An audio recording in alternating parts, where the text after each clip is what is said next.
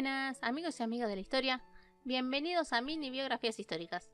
En este video conoceremos a una princesa de Inglaterra del siglo XI que luego fue duquesa de Bretaña y que posiblemente fue envenenada por su marido.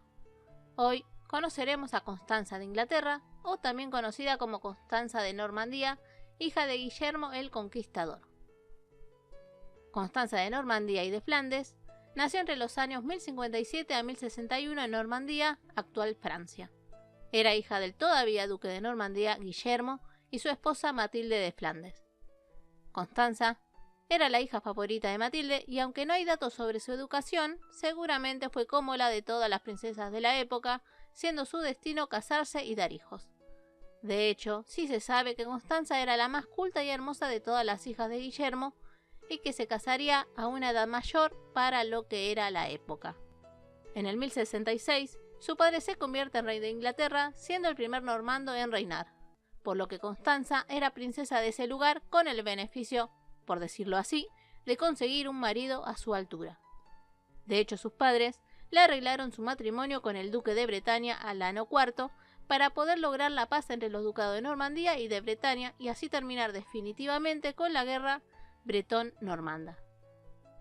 Constanza y Alano se casaron en el 1086 o 1087. Constanza tendría unos 27 y Alano unos 23 años. Y hay algunos historiadores de la época que dicen que Constanza se ganó el cariño del pueblo bretón, mientras que otros dicen todo lo contrario, que no era para nada querida. El matrimonio parece ser que no fue para nada feliz, y tal vez por eso piensan algunos que Alano tuvo que ver con la muerte de Constanza. Constanza falleció sin hijos el 13 de agosto del 1090, supuestamente envenenada por los sirvientes que seguían órdenes de su marido, siendo enterrada en la iglesia de Saint-Melain, en la ciudad de Redon, Bretaña, Francia. Un historiador que decía que era muy querida por el pueblo, también cuenta que fue muy llorada por este.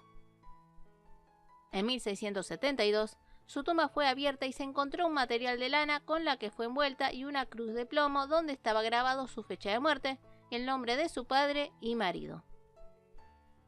Constanza de Normandía, o de Inglaterra, no tuvo una vida que sobresalga como la mayoría de las personas.